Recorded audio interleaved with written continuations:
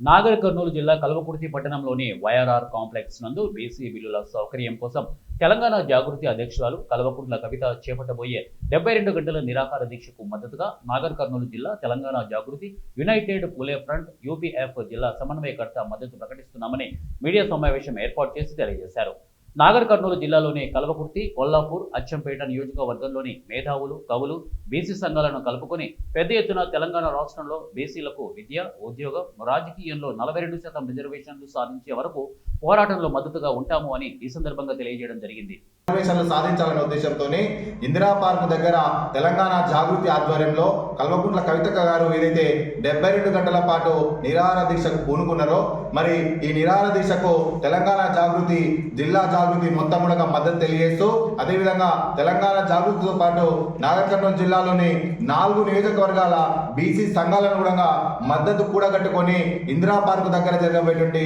72 గంటల BC bill కోసము, BC రిజర్వేషన్ల కోసము కల్వకుంట్ల కవితక్క గారు చేసే ఒక 72% రిజర్వేషన్ అమలు చేయించుకోవాలని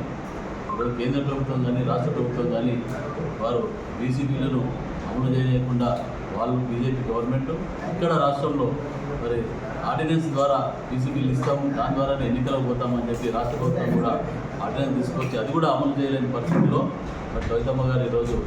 72 గంటలు హైదరాబాద్లో ఇందిరా పార్కులో 72 గంటలు కంటిన్యూగా 4-5 కవితక్క గారు ఏదైతే బీసీలకు 42% స్థానిక సంస్థలలో మేము చట్ట ప్రకారంగా రిజర్వేషన్ ఇచ్చి ఎలక్షన్ పోతామని ఏదైతే మాట చెప్పారో ఆ మాటకు వ్యతిరేకంగా 20 నెలలు గడుస్తూ ఉన్న ఈరోజు స్టేట్లో కాంగ్రెస్ ప్రభుత్వం వచ్చి మరి బీసీలకు చట్ట ప్రకారం రిజర్వేషన్ ఇవ్వకుండా మీనమాషాలు లెక్కిస్తూ, అదేవిధంగా సెంట్రల్లో ఉన్నటువంటి బీజేపీ పార్టీ కూడా బీసీలకు రిజర్వేషన్